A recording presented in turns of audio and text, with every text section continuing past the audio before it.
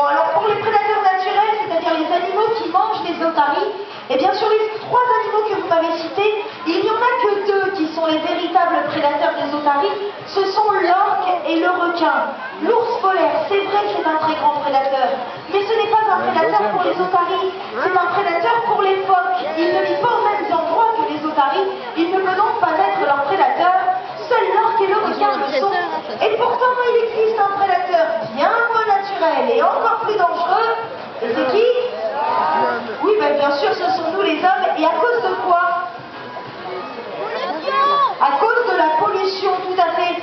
D'ailleurs, dans quelques instants, vous allez voir, ma collègue Claudia va faire un geste scandaleux. Et alors là, j'espère que ça va vous faire réagir unanimement.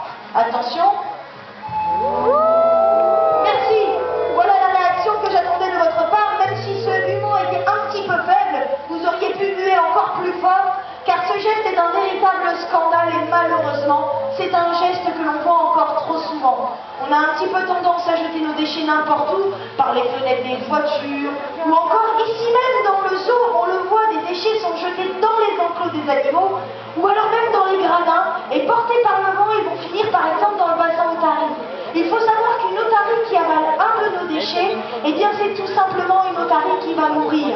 Voilà, ça y est. On a perdu la petite June, je crois. Victime de la pollution, la pauvre, oui c'est ça, elle est partie. Non, je vous rassure, June va très très bien. Et pourtant, il y a un petit objet tout simple que tout le monde connaît à la perfection. Et regardez, c'est notre belle Maya qui nous l'apporte.